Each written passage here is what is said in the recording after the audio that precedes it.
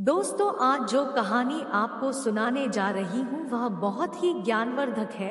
इसलिए आप कहानी को लास्ट तक अवश्य सुनें, क्योंकि अधूरा ज्ञान किसी काम का नहीं होता। यह कहानी एक धर्मेश की है। आइए इस कहानी के माध्यम से जानेंगे कि आगे क्या होता है। दोस्तों, एक समय की बात है। किसी एक राज्य में राजा थे जिनका नाम विश्वजीत था और उनकी दो रानियां थीं। एक रानी का नाम सुभद्रा और दूसरी रानी का नाम सुनैना था। सुभद्रा बड़ी रानी और सुनैना छोटी रानी थी।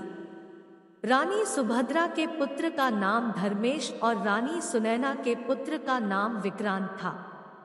राजा विश्वजीत का रुझान छोटी रानी सुनैना के तरफ ज्यादा था, क्योंकि वो दिखने में काफी सुंदर थी।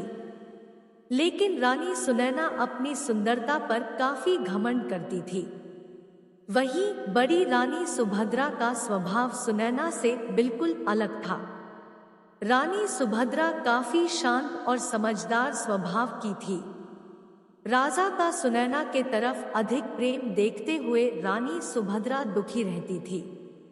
इसलिए वह अपना ज्यादा से ज्यादा वक्त भगवान की पूजा पाठ भक्ति करती थी। दोस्तों, एक दिन सुभद्रा के पुत्र धर्मेश अचानक अपने पिता राजा विश्वजीत के गोद में जाकर बैठ गए। वह अपने पिता के गोद में बैठकर खेल ही रहे थे कि वहां छोटी रानी सुनैना पहुंच गई। राजा के गोद में धर्मेश को बैठे देखकर रानी सुनैना को गुस्सा आ गया। रानी ने धर्मेश को राजा के गोद से नीचे उतारते हुए कहा, तुम राजा के गोद में नहीं बैठ सकते हो।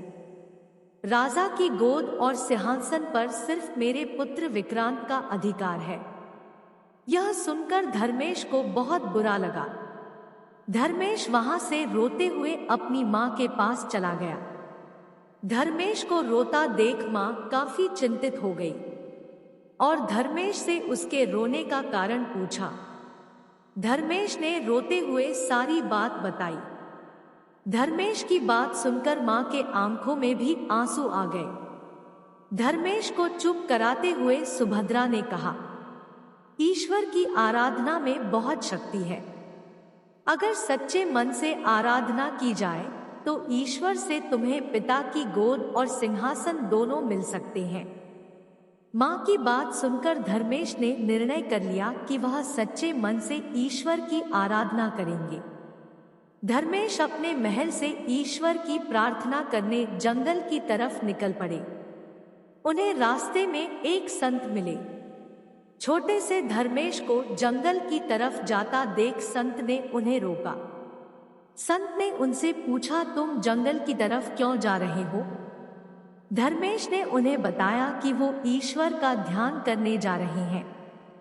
धर्मेश की बात सुनकर संत ने उन्हें समझाकर राजमहल वापस भेजने की कोशिश की, लेकिन धर्मेश ने उनकी एक न सुनी। धर्मेश के निर्णय के कारण संत ने धर्मेश को नमो भगवते वासुदेवाय मंत्र का जाप करने को कहा। इसके बाद धर्मेश जंगल में जाकर इस मंत्र का जाप करने लगे। उधर संत ने महाराज विश्वजीत को धर्मेश के बारे में बताया। बेटे के बारे में सुनकर महाराज का मन चिंतित हो गया। वह धर्मेश को वापस लाना चाहते थे, लेकिन संत ने कहा, धर्मेश प्रार्थना में डूब गया है और अब वह वापस नहीं आएगा। उधर धर्मेश कठोर तपस्या में लगे रहे। कई दिन और महीने गुजर गए, लेकिन धर्मेश प्रार्थना करते रहे। इस बीच धर्मेश की भक्ति से प्रसन्न होकर भगवान विष्णु जी धर्मेश के सामने प्रकट हुए। भगवान विष्णु जी ने धर्मेश को वरदान देते हुए कहा, तुम्हारी तपस्या से हम बहुत प्रसन्न हैं, तुम्हें राज सुख मिलेगा। साथ ही तुम्हारा नाम और तुम्हारी भक्ति हमेशा के लिए जानी जाएगी। यह कहकर ईश्वर ने धर्मेश को राजमहल की तरफ भेज दिया।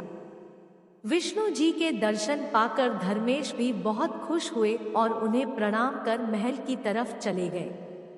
बेटे को महल वापस आते देख राजा खुश हो गए और उनको अपना पूरा राज्य सौंप दिया।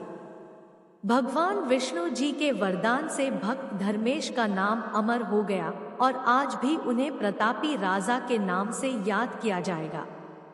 दोस्तों, इस कहानी से यही सीख मिलती है कि अगर धैर्य और सच्चे मन से कोई प्रार्थना करे तो उसकी इच्छा जरूर पूरी होती है। जय श्री हरि विष्णु।